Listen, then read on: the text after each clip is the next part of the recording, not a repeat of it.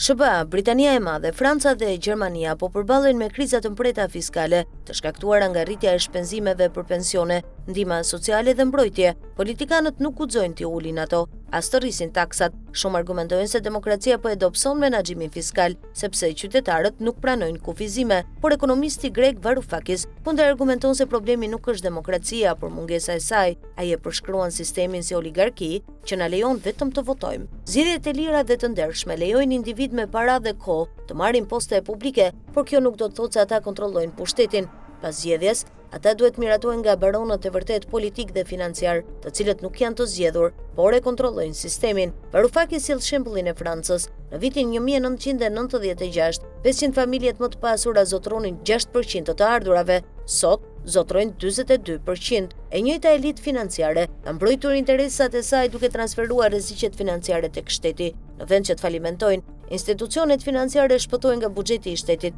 ndërsa taksat ndaj pasurisë nuk rriten. Protestat si ajo në New York kundër liderëve autoritar dhe thirrjet No Kings janë inkurajuese, por Varoufakis paralajmëron se ato janë të pamjaftueshme nëse nuk sfidohet pushteti i baronëve. Këta nuk janë figura të njohura, por mekanizma të integruar që dirigjojnë ekonominë, median, ligjet dhe institucionet. Ai thekson se lufta e vërtet nuk është me liderët karizmatik, por me strukturat e padukshme që i mundsojnë atyre të ekzistojnë. Për sa kohë demokracia do mbetet formale dhe jo substanciale, oligarkia do të vazhdojë të dominojë. Edhe në Shqipëri situata pasqyron të njëjtin model.